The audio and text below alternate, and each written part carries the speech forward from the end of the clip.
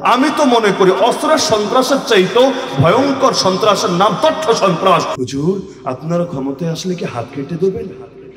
আপনারা ক্ষমতায় আসলে কি পাথর মেরে হত্যা করে ফেলবেন? কমন, আপনি একটু অনলাইনে নজর রাখলে দেখবেন এই প্রশ্নগুলো প্রায় ইসলামী বরেণ্য রাজনীতিবিদদেরকে করা হচ্ছে।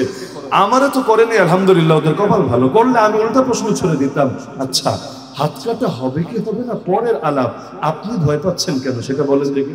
আর হুজুরের নামে যদি কোনো অভিযোগ তোলে পাবলিক মহা খুশি, অত যাচাই বাছাইয়ের সময় নাই, আগে এটা প্রচার করে নেবে। এজন্য মিডিয়া হুজুরদেরকে নিয়ে আলাদা একটু মজা পায়, আলাদা মজা পায়। দেখবেন এদেরকে নিয়ে বলতে গেলে সেই রকম রসিয়ে রসিয়ে বাড়িয়ে বাড়িয়ে বলে, সবচাইতে বেশি ওরা তথ্য সন্ত্রাস করে। আমি তো মনে করি অস্ত্রের সন্ত্রাসের চাইতেও ভয়ঙ্কর সন্ত্রাসের নাম তথ্য সন্ত্রাস। যে তথ্য সন্ত্রাসগুলো এই মিডিয়ারা এই উম্মার ওলামায়ে কেরামের শানে নিয়মিতই করে থাকে। এদের তথ্য সন্ত্রাসের কারণেই পরবর্তীতে সরকারে যারা থাকে তারা এই আলেমদেরকে গুম করতে পারে, খুন করতে পারে, ক্রসফায়ার দিতে পারে, এক্সট্রা জুডিশিয়াল কিলিং করতে পারে, তাদেরকে নিয়ে আয়না ঘরে ভরে রাখতে পারে। আরে কাজ তো বাস্তবায়ন করে সরকারে থাকা লোকেরা, কিন্তু এর পথ খুলে দেয় এই তথ্য সন্ত্রাসে লিপ্ত থাকা হলুদ মিডিয়া।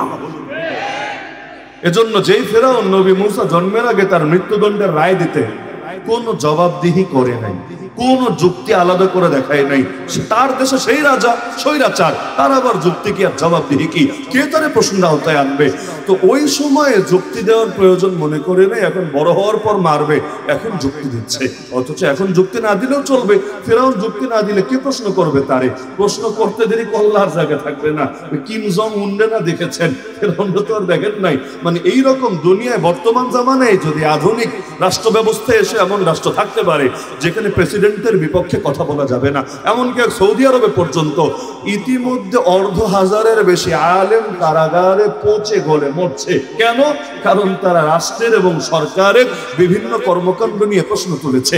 কাবার ইমাম পর্যন্ত গ্রেফতার হয়েছে, এমন নজির আছে। অপরাধ কি?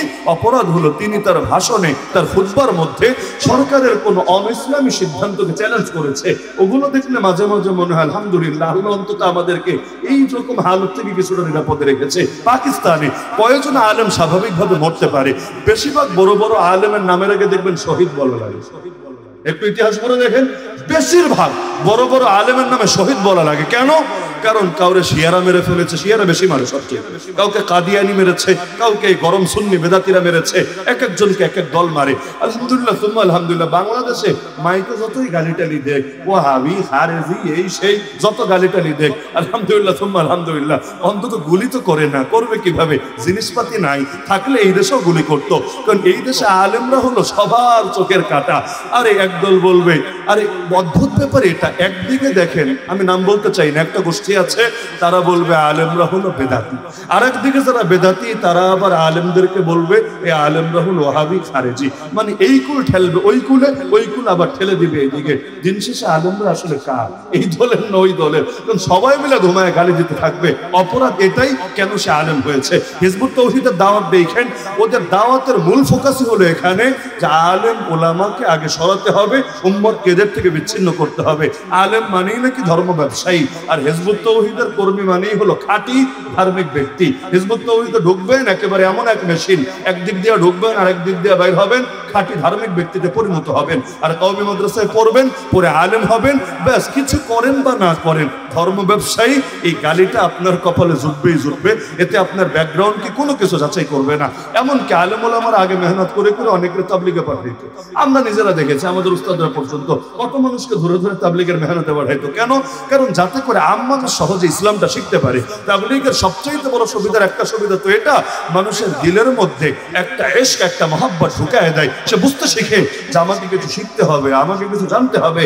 ফাজাইলে ইলম শিখতে থাকে তালিমের হালকায় বসে, এবং সে গুরুত্ব অনুভব করতে থাকে মাসাইলে ইলম আমাকে শেখার জন্য ওলামায়ে কেরামের কাছে গিয়ে গিয়ে ঈমান, আকীদা, প্রতিটা জিনিস, মাসালা মাসাইল সব শিখতে হবে। Presents by Kuakata media centre. হক্কানি আলেমদের নিত্য নতুন ভিডিও পেতে আমাদের চ্যানেলটি সাবস্ক্রাইব করুন। কুয়াকাটা মিডিয়া সেন্টার, ইসলামিক বিনোদনের বিশ্বস্ত সঙ্গী।